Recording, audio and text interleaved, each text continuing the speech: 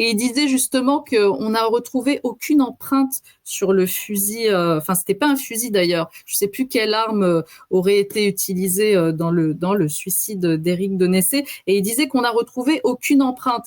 Et donc il disait, mais c'est pas possible. Quand on se suicide, on ne porte pas de gants. Alors, il faut voir, ça dépend, ça, parce que, alors, oui, quand on se suicide, on ne porte pas de gants, hein, mais je parle des empreintes. Là, pour le relevé d'empreintes, ça peut être compliqué. En fonction de la matière sur laquelle, si c'est lisse, si c'est poreux, si c'est une crosse poreuse, ça peut être un peu plus compliqué d'avoir des empreintes. Si c'est une matière, je veux dire, un peu abrasive, là, qui est faite pour adhérer, c'est très compliqué d'avoir des empreintes. Si c'est par exemple une partie en bois verni d'un fusil, ça va être très facile.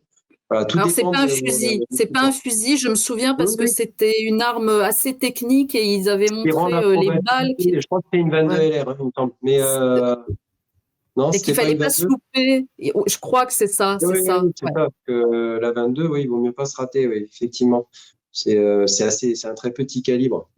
Et alors, faut savoir que d'ailleurs, la 22, les 22 subsoniques peuvent être utilisées pour. Ce sont des armes de tueur, ça, par contre.